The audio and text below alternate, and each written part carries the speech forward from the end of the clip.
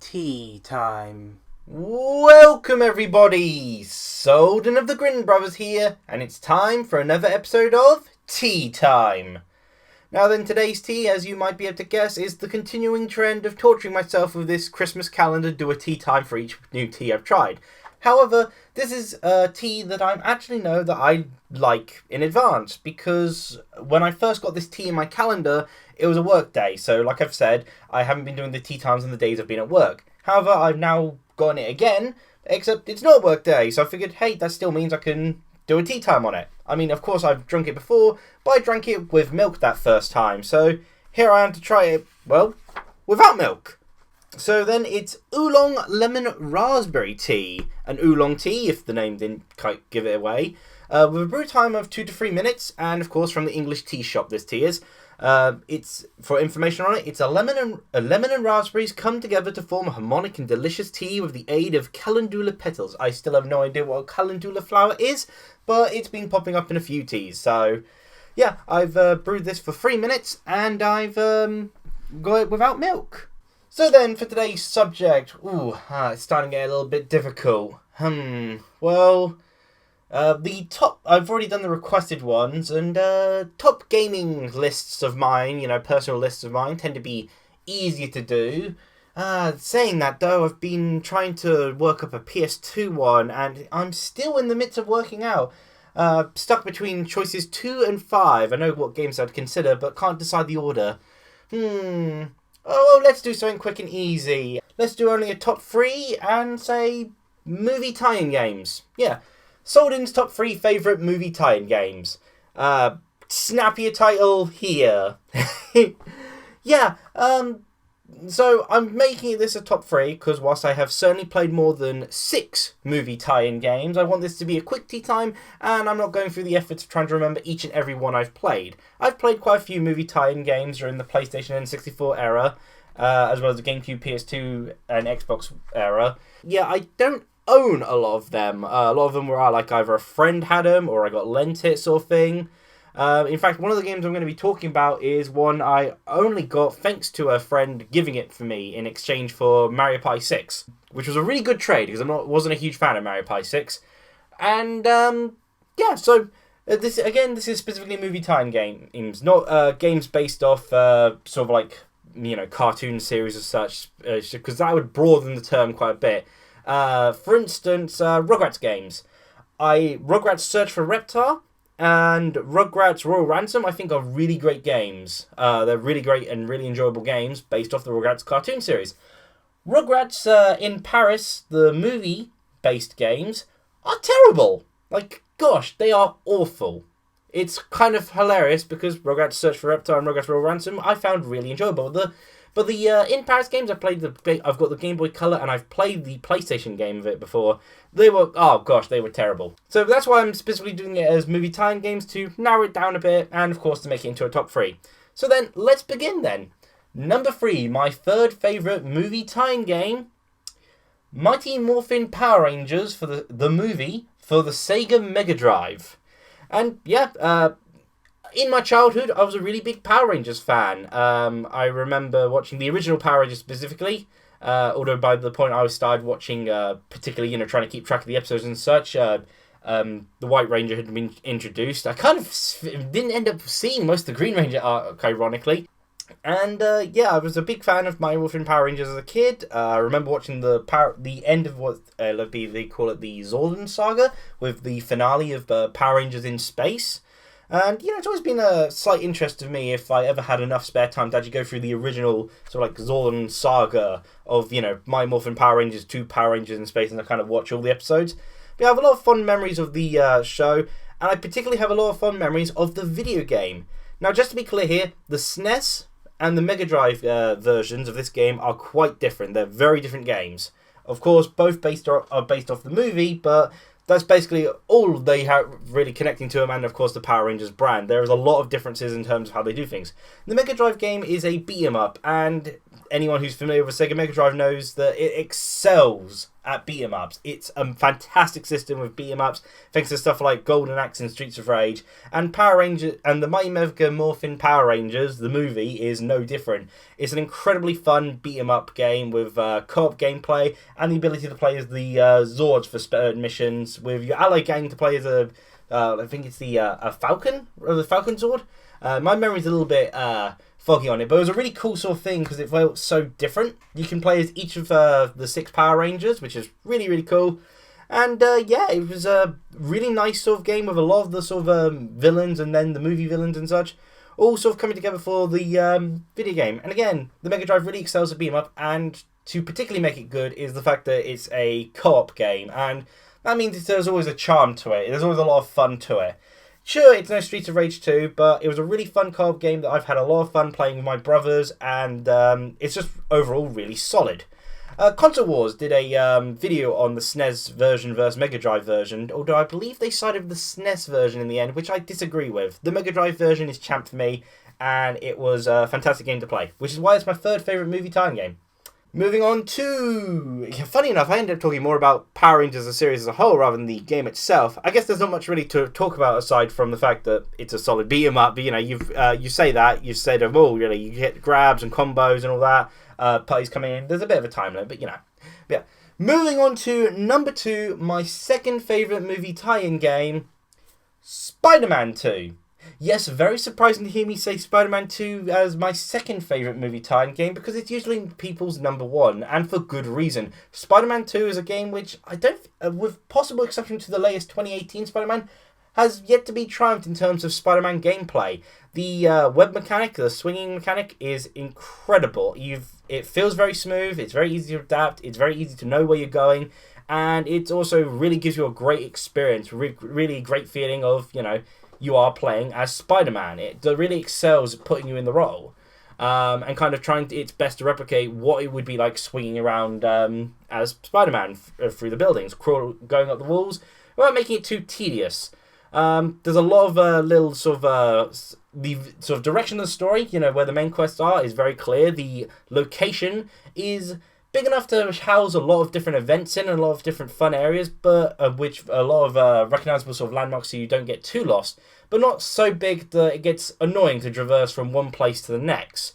Again, the web swinging is very smooth and fast. The combat is simple but a lot of fun, and with tons and tons of combos to develop for. You got plenty of sort of long range and close range techniques, and I remember there being a good sort of enemy variety. Occasionally there'd be situations where you kind of just get mobbed by enemies, but they were usually manageable depending on what combos you ended up learning and what techniques you decided to focus on. Kind of helped certain gameplay styles to be able to vary yourself up from time to time. Again, Spider-Man 2 follows the plot of the second Spider-Man movie, but it adds a lot of little things to it, such as Black Cat into the story events, Mysterio, and really just does a lot of clever things, which makes them all feel like they were meant to be, as if you're like watching a really large director's cut of the movie, or is this like a TV series based off the movie sort of thing. Like, this is the extended version, and the movie was just an abridged version. It all fits in very well. And yes, Spider-Man 2, it's a lot of people already know it. It probably doesn't look quite as great as it used to, but it still has the great sort of feeling, great sort of mechanics to it, and great, whilst also being quite simple. It, packs a lot of stuff, but never overdoes it, as it were. And it's one of the games I can say, yeah, I've been it twice now, actually. Yeah, I've been the game twice, when I originally was sort of lent it sort of thing, and then when I actually ended up owning it. So it's one of the few games where I've actually been more than once. So yeah, Spider-Man 2, it's my second favourite movie tie-in video game. Now then, it might be a little bit soon, but the weather's cold, so I'm hoping it's cooled down a bit. So I'm going to try my oolong lemon raspberry tea without milk. I already know I've liked it with milk, so here we go. A little bit more bitter without milk for obvious reasons. Ooh, gosh. The lemon and raspberry flavour are fading a little bit quicker without the milk. Doesn't quite have as much of a sweet taste to it, but it's still got a really, there's like a really sharp, enjoyable lemon and raspberry flavour, sort of all at once. It fades a little bit too quickly, but It is really, really nice. Like, it's a good combination of these two flavors, and they go really well together. And because I'm speeding through this tea time, I'm going to do something different. I've actually brought me a small bit of milk here, so I can also try it with milk. This is unfortunately one of those teas which turns a funny colour when you add milk to it, but so it doesn't look as nice, but it does taste great. It cools off the bitter edge to it, which comes with black teas. I mean, a lot of people will like that. If they like having their tea black, they'll be very used to it. But people who aren't used to having black tea, it's good to try it with milk. It takes a bit of the bitter off it, but doesn't deplete the lemon or raspberry too much. Like, I can still taste the lemon. And actually, saying about how the flavour disappears, I wouldn't say that's entirely accurate. I'm still getting a bit of lemon and raspberry flavours at the back of my tongue. It's kind of travelling from the tip, and there's a slowed fade out, as it were, to the back of my tongue. I thought the flavour disappeared entirely, but no, it drops quickly, but there's still a lingering taste to it, which is really nice because the lemon and raspberry flavour is very nice. So yeah, a tea that's good either black or with milk, and I definitely recommend Oolong Lemon Raspberry. I got to see if I can actually buy some of this tea in packs for myself, because it's a really nice tea. So yeah, really nice to be able to have a calendar tea that I really, really enjoy. Because, a lot of them have just been packed with mint, and I hate mint. I've actually been starting to rage at the smell of mint because of these teas. But it's really nice that there's a tea here that I actually really love. So yeah, that's Oolong Lemon Raspberry Tea. And now we move on to my number one favourite movie tie-in game. And this is also a game which, if I did a top 10 GameCube games, it probably would be in the top 10 GameCube games. It's probably maybe top 50 or top 100 of my video games. So yeah, there's a lot of big things for this movie tie-in game, and that's a rare thing. My favourite movie tie-in game, Shrek 2. Yes, I'm not joking. No, seriously, I am not joking. Shrek 2 is my favourite movie tie-in game, along with being an absolutely fantastic movie. It's funny, normally I wouldn't have to joke about, say, I'm not joking, but Shrek has kind of just become purely a meme at this point. But Shrek 2, fantastic movie, absolutely loved it.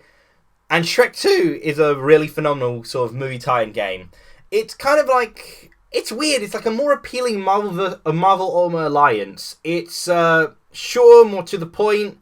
There's less freedom of choice. Like, you have the 4 characters which are specific to the levels. And for instance, I remember you play the game with Shrek, Fiona, Donkey, and Gingerbread Man at the start of the game. Gingerbread Man was the character I liked playing as a lot. But after the first level, which has tutorials in it, but it doesn't come across as annoying, sort of thing.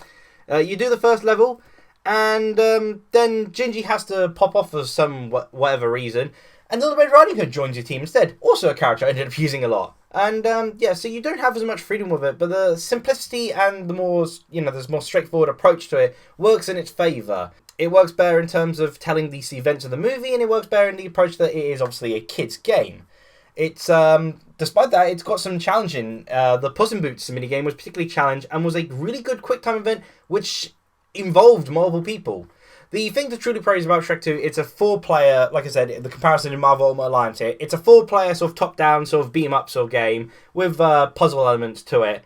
And it's a lot of fun in that aspect. There's a lot of chaos that can had for trying to get your allies to do the specific thing, like New Super Mario Brothers in a sense. You got them all sort of running and jumping at one another, and it's like, no, out of my way, sort of thing. And then there are times where you work together perfectly. It's fantastic.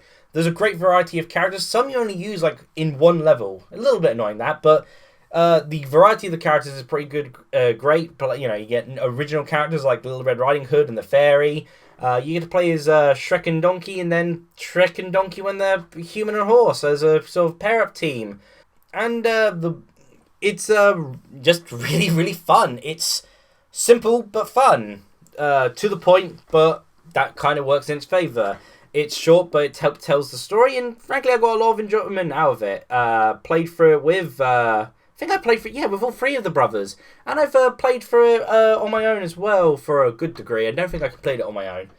It's certainly a much more enjoyable multiplayer experience, and it's a 4-player multi game, so it really benefits from being on stuff like the GameCube and Xbox, rather than, of course, say, the PS2 at that time, unless you plan on getting a multi-tab. And, Yeah, it captures a lot of the heart of the movie. It's a pretty fun way to experience the movie, although, of course, I recommend actually watching the movie. It has some nice little twists to it, some nice areas that, it does a really good job of taking the movie and exploring areas that weren't really as well delved into. Like, oh, this small scene? Yeah, let's make that into an entire level. And, I remember, like, the Puss in Boots boss fight is really unique. The final boss fight was also a lot of fun against the Fairy Godmother. And I remember one was like Jack and Jill's Farm you got to. Of course, this was before Puss in Boots movie. Jack and Jill's Farm, which really differed things a lot because only it was like you have to go through each of these areas to do like a little side quest sort of thing to complete the level rather than get to the end goal. There's little sort of side objectives to a lot of the levels as well, I remember, that you could, you didn't have to do them, but it was good to do them. You got a little thing, extras for doing so. And the end of each level had like a special character-specific mini game to play, which was a really neat sort of feature, allowing the character to do something more specific to their character and their skill set. So yeah, my favourite movie tie-in game is Shrek 2, surprisingly enough. I like Shrek 2 more than Spider-Man 2. which is really hilarious. But yeah, it's I like co-op games a lot, and Shrek 2 is a 4-player co-op game which works really well in that aspect. Because, when it comes to like a 4-player co-op game, again, why I've compared it a lot to Mario Ultimate Alliance while saying Shrek 2 is better, it's very hard to get everyone together for a 4-player co-op game. Because Shrek 2 is simpler to get to grips with and shorter, you can actually experience it as 4 people much more easily, whereas these other games, like, there'll be often cases where you can't get people together again, so you don't ever actually experience it as all 4 people. Like, trying to do 4-player Tales of Symphonia takes gosh darn forever. Not the case with, say, Shrek 2.